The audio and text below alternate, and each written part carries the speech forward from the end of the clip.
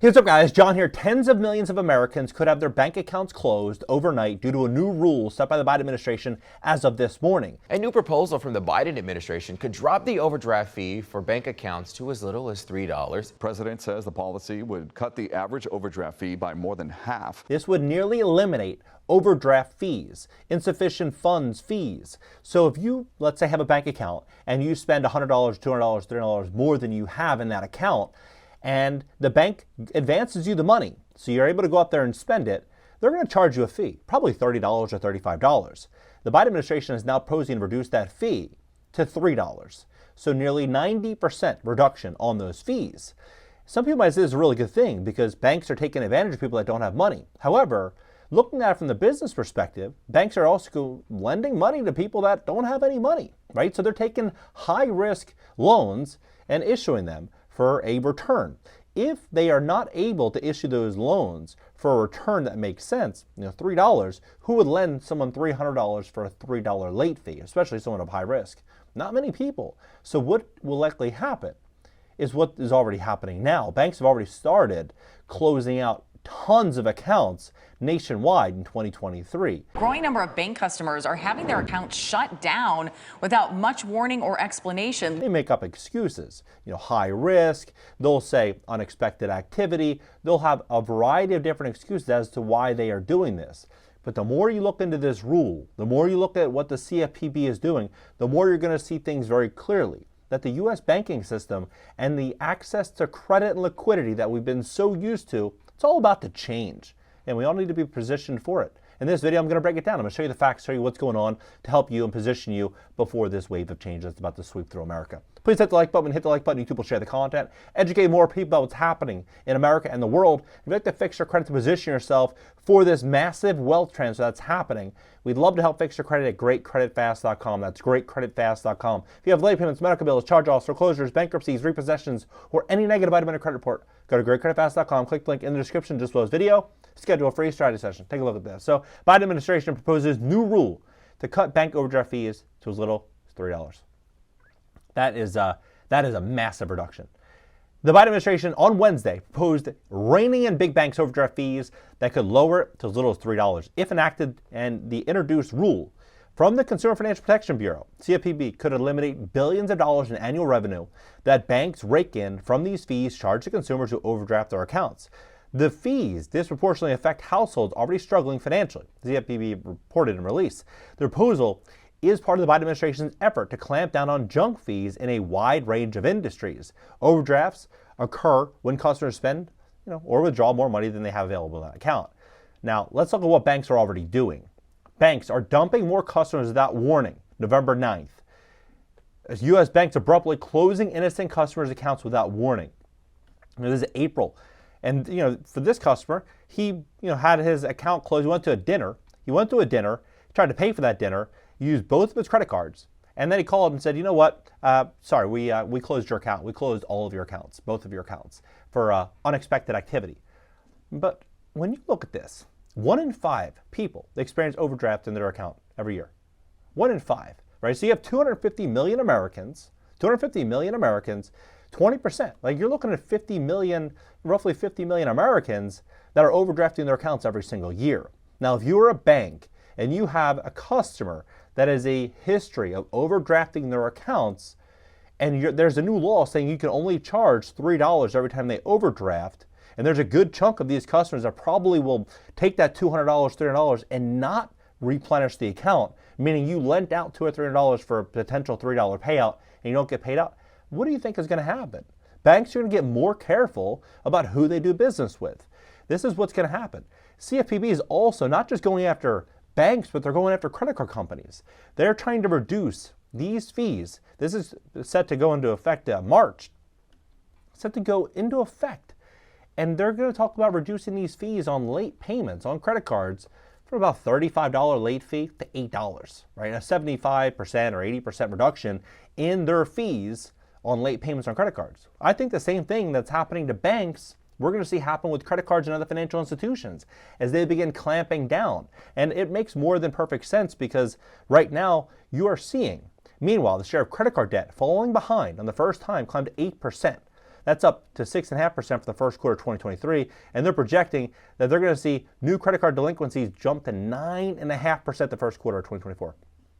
So if you are a credit card company and your fees are being reduced 75%, what are you going to do? You're probably going to be more careful on who you lend money to and extend credit to, right? I believe that's what we're walking into. We're going to walk into a massive contraction of credit for those that have, a history of overdrafting their accounts, paying their bills late. Any type of checkered history is going to make a bad problem worse for a lot of people that are already struggling to hold on. Right now, they're saying that even if your bank account insists on a minimum payment, they could shut down your account if you don't pay your negative balance and fees. Right now, U.S. banks could get slammed with $160 billion in losses. Commercial real estate faces its biggest crash since 2008. The big problem that banks are going through right now is a lot of their investments are not panning out, and a lot of the loans in which they've issued are not working out. Whether it be commercial real estate, auto loans, credit cards, personal loans, business loans, they're not doing as well as they thought, right? So what are they going to do? They're going to look across their entire portfolio and start looking at risk differently. Right now, they're saying that America will soon see a wave of bank mergers. That's what I believe is likely going to happen. I think Silicon Valley Bank, First Republic, Credit Suisse, all of these situations, PacWest getting acquired by Bank of California, I think it's just the beginning. Interest rates are going to remain higher for longer, putting more pressure on banks and financial institutions, pushing many of these insolvent. And now 20% of U.S. households lost their entire savings during this, meaning just defaults are going to continue to pick up. But during those periods, that's when the real wealth creation is built. All the real money, all the big money is made when the masses are afraid. And when people are running out of money and they don't have access to credit and small businesses can't get loans, what do you think is going to happen? There's going to be a small group of people running out there acquiring and buying as much as they possibly can. That's why right now I believe is the ideal time to start opening up relationships with different banks, credit card companies. Trying to open up these relationships will give you more flexibility because some banks are going to tighten up more than others, I believe. 61% of Americans are set to run out of emergency savings by the end of the year. So it goes from 20%, almost 20% of U.S. households lost their entire savings, to by the end of this year, in the next, call it 11 months, 61%. It's going to go from 20 to 61%. And they're saying inflation's already too high. As of December. But when you look at what's happened with the Red Sea, they're saying that this could potentially cause supply chain disruptions, increasing inflation even higher. So it all just makes sense that we're walking into a really big period of credit contraction. Delinquency rates on credit card loans went from, an all-time low in like 2020, 2021, to now we are here, which is 2.98, and it goes all the way to, basically 2012, Q1, Q2, 2012. So an 11-year high. But this is launching like a rocket ship. And I would project that this is only going to continue going up in the short term. Presently, 20 million U.S. households are behind on their utility bills as of October 16th, 20 million. And U.S. foreclosure activity shows their continued rise in the third quarter. And this big bank plan to legal fight against proposed Fed regulations.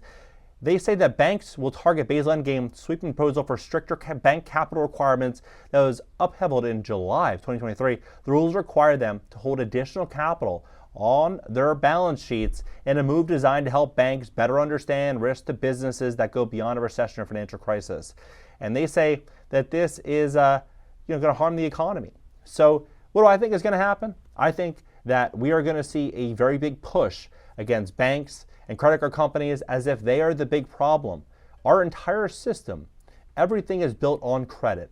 If we put ourselves in a position where people can't get access to credit, we're going to start seeing some really, really big problems in this country to the point in which I think a lot of people can't even comprehend it. It's a sad reality, but it looks like this is the inevitable situation. Reducing bank fees 90% to $3, 90%, going after credit card companies. I believe we're going to see a lot of companies coming out saying, hey, the payday loan business is probably going to explode. Installment loans, that business, that entity is probably going to explode. We're going to see a lot of cash advance apps start to explode. Car title loans. You're going to see a lot of businesses go from, pretty good businesses where people make a lot of money. I'm not saying some people might have their own opinions about those businesses, but overall good by profitable businesses explode because people aren't going to have any other option to get liquidity, right? We're going to see a lot of businesses come out and say, hey, you know what? Yeah, sure, I can give you an advance on your small business loan at 20%, at 25%, and you have to collateralize, the title of that property. We're going to start seeing a lot of stuff like that, I believe, begin to come into America if we start going after banks and credit card companies and the traditional means of access of credit. What do you think? Drop below. Have a conversation about this. I mean, crazy times. Unfortunately, it's crazy times. But I think it's about to get a lot crazier 2024.